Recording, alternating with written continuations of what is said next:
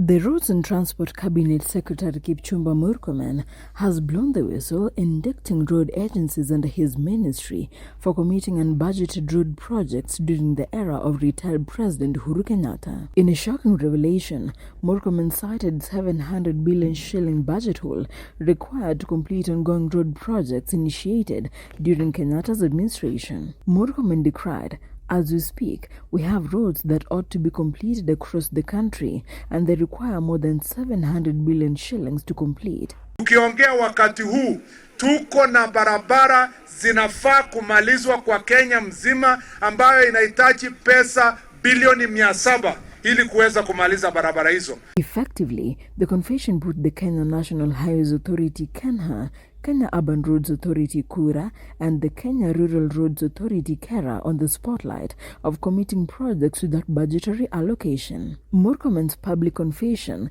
comes against the backdrop of reports that both KENHA and KURA could have inflated 26 road projects by a tune of up to 20 billion shillings between 2007 and 2017. The current Director Generals, Engineer Kungundungu of KENHA, Engineer Silas Kinoti of KURA, and Engineer Philomen Kandie of KERA were still serving during Kenyatta's administration and have so far survived the parastatal purge by President William Ruto. Murkomen noted that said projects, and which have since stalled, should have been completed 5 years ago. He, however, assured President William Ruto's administration would finish the affected road projects, reiterating that no contractor would leave the site before the completion. Tunaongea na makontrakta wetu, tunachukua pesa yenye tunapewa hata kama ni kidogo. Tunataka kuhakikisha pesa hizo zimesaidia wananchi, kuhakikisha ya kwamba kontrakta wamekaa kwa site.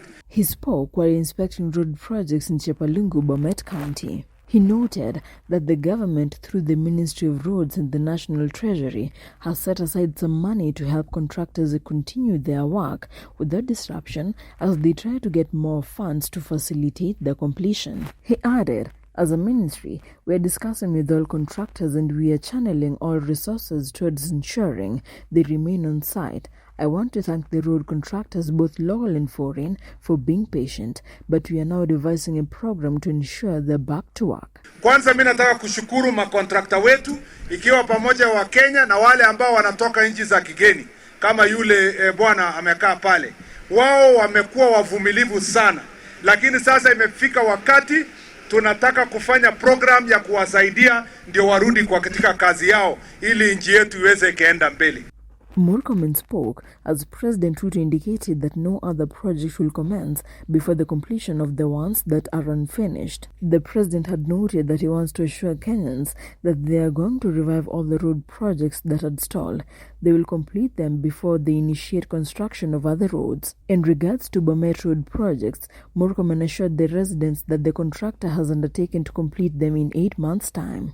Na mimi nataka niwahakikishie wananchi wote wa Bomet, katika barabara zenu zenye mmesema tunatengeneza hii junction kutoka hapa kwenda Longisa pamoja na hii barabara kutoka hapa mpaka Kiokong, na tunahakikisha kwamba barabara imemalizika chini ya mwezi 8 yenye iko mbele yetu.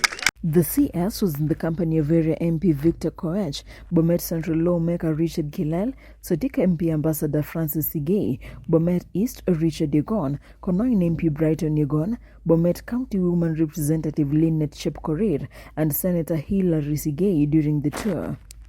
On the 26 road projects cited to have been inflated to a tune of 20 billion shillings, cost overruns have culminated into a build-up of pending bills, currently estimated at 145 billion shillings for the road projects alone. This accounts a quarter of the government's total pending bills by the end of June 2023. Although the projected cost as per the official records of the initial designs at the Ministry of Roads and Transport were estimated at 682.67 billion shillings, by the time the projects were being completed, the total cost had ballooned to 703.19 billion shillings, an inflation of the budget by a staggering 21 billion shillings. Most of these road projects are procured by the KENHA headed by Ndungu and charged with the responsibility of the management, development, rehabilitation and maintenance of Class S, A and B roads. On the other hand, Kura under Director General Kinoti, whose outer ring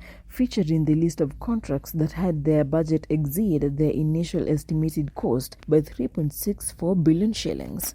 Initially, Kura had put the estimated total cost of the road at 9.89 billion shillings. However, by the end of June last year, the road's budget had swelled to 13.53 billion shillings. Besides increasing the cost of the projects, contractors have also been cited for omitting certain infrastructure without reducing the cost. A probe by Auditor General Nancy Gathungu found that the Chinese contractor who built the 21.5 billion shilling Nairobi Western Bypass omitted 6 interchanges and other critical infrastructure that were approved in the initial road design, denying taxpayers value for money.